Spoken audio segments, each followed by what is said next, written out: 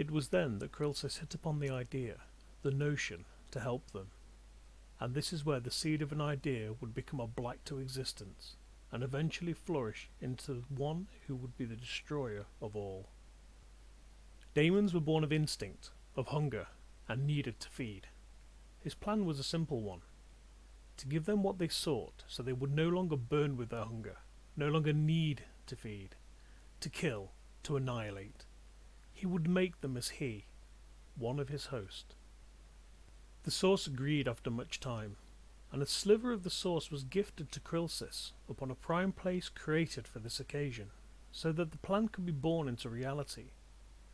This sliver that was gifted was taken from one who would later become known to the realms as Terraspine. This daemon essence was nurtured with the energies of Chrylsis, gifting it immense power, but such an infusion could not be held within the daemon's essence, as in order for it to exist past the prime, it would need a form that it could carry onward towards the place where the host itself resided. And so Chrylsis crafted a vessel, a form, a body. The essence learned quickly of its nature, its truth, and understood that it was of the source.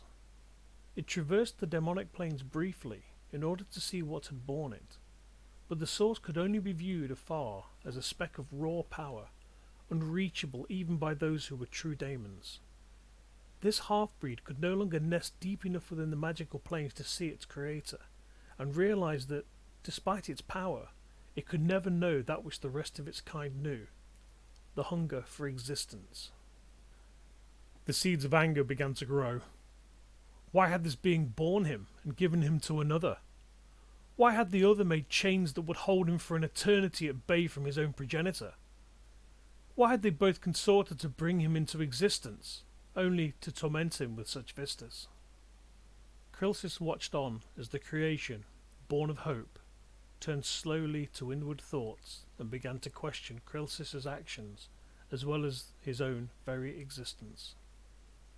It was then that Chrylsis made the mistake, the crucial error that would seal the fate of so many in short order, but untold billions in future times yet to pass.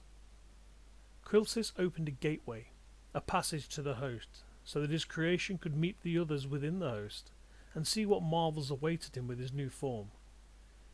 His creation looked on at his creator, and watched intently how the magic moved around him, and how the gates had been called forth.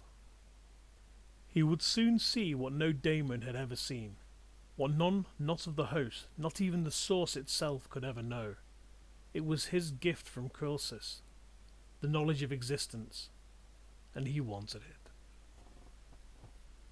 In the time he had spent upon the plains, he learned quickly that he could not be harmed by others of his kind, daemons that is, as the body Chrylsis had crafted him was born of the host itself.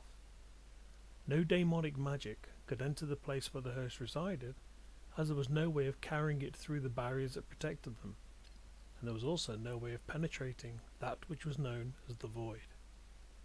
Although the void could be seen across, such as the inky blackness between the two sides of a chasm, anything that entered the void simply ceased to be, and the newborn had no wish to discover this firsthand. However, he had been given entry by the Lord of the Host, their creator, their leader, their very own source? He waited, and then entered the place of the gods. He took in these vistas, a place where all the planes were visible, stretching out in an endless sea of colour and form. Nestled within these ebbs and flows were objects, awash with many magics, wherever they were touched by the planes that surrounded them, like corks bobbing on the ocean. These were the locations of the primes, places crafted by the host. These were the places where life was, where the embers of life burned. And with a long stare, and the awe-inspiring sight washing over him, he found what he was looking for, one small spot of prime. A specific spot of prime that had meaning to his existence, for it was the place he had come into being when the source had given his essence to Chrylsis to fashion his identity.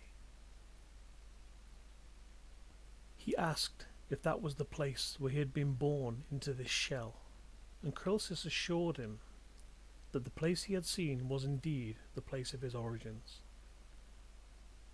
The host looked upon the creation Chrylsis had brought before them, and they were in awe. But some were confused. After all, there was a host they knew nothing about.